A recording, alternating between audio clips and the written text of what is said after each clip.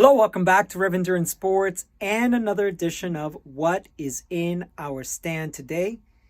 Hashtag you can follow across all my social media platforms, so Twitter, Instagram, Facebook, and of course here on YouTube.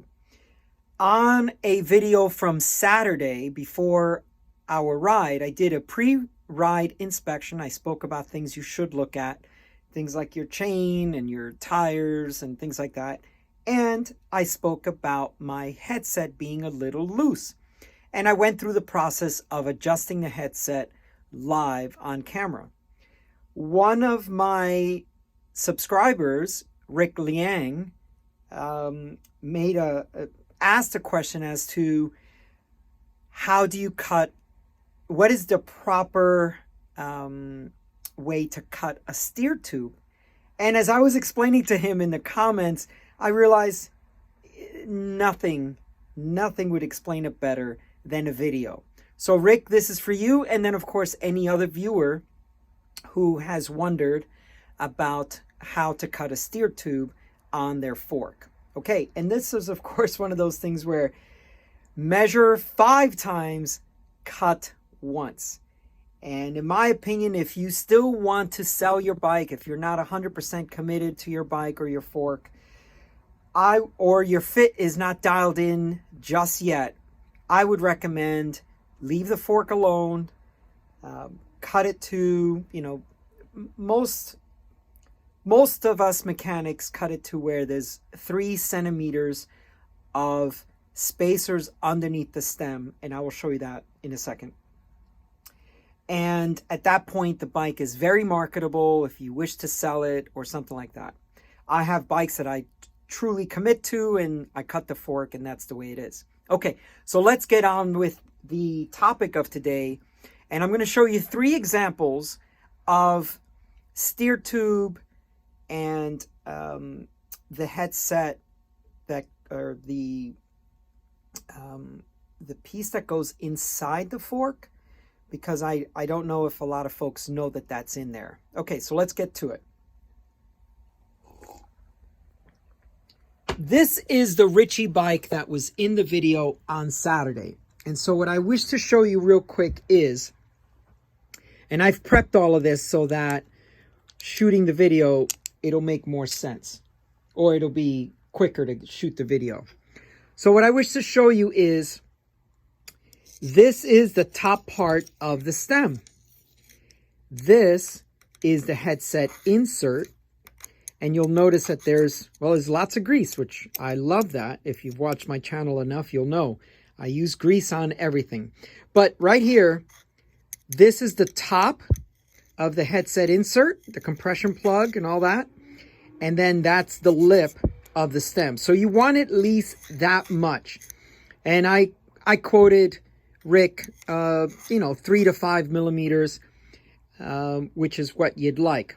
Now this is now with this spacer underneath the stem. In the video, you'll see the spacer sitting up top here.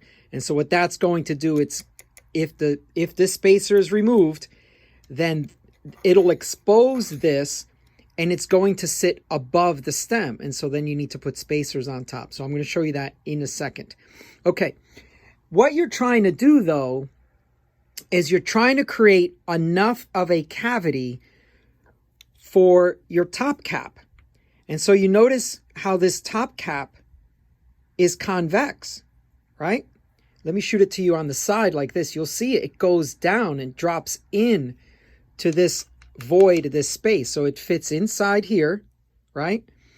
And then this little lip, you have to get it to sit inside here, and then it'll sit flush. So I'm just going to sit that in there. Okay, so that's that. Now what's inside there? Well, let me show you on this bike that I'm getting ready to build. What's inside there is this. Okay, so here's a carbon steer tube, and this compression plug is now going to, it's rough. It has rough edges on it. And so when you screw this in, this part down here, which is conical, will expand this, because you see it's slotted here. And as it expands, it fills in this void and grips it with this grippy material, the rough material, and of course, because it does expand. Okay, so that's what's inside that fork. And this lip here is the lip you're trying to, let me remove this. All right. So this lip here is the lip you're trying to clear, and you want it inside your stem. All right. Now that's for carbon forks, and that's the compression plug that's used on carbon forks. There are some Cervelo bikes that have a star nut in them. And let me show you what that's like. Now that's a carbon fork using a star nut, but star nuts are typically used on steel bikes.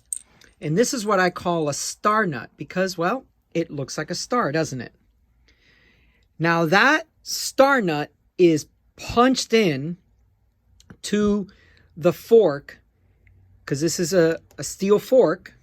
So it's punched in there, and same kind of thing. You want about 3 to 5 millimeters below the top of the steer tube.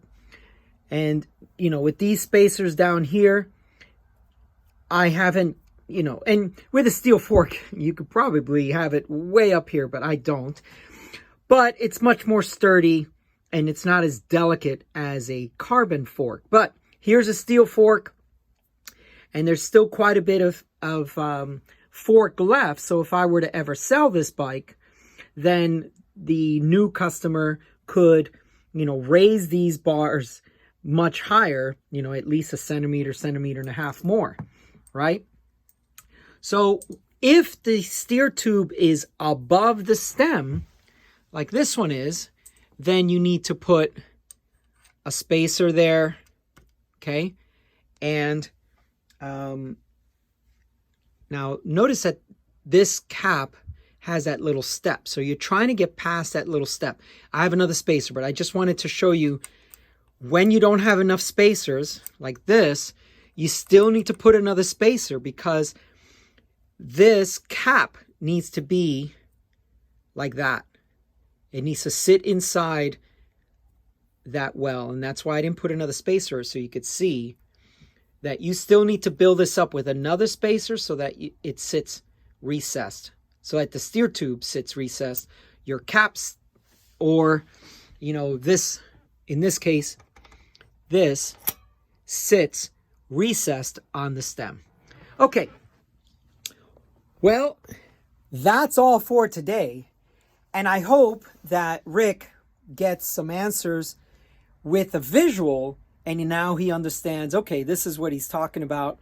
But if you, Rick, or anyone else still doesn't get it, I'll shoot another video. It's much more difficult when I'm by myself, but I'll figure it out.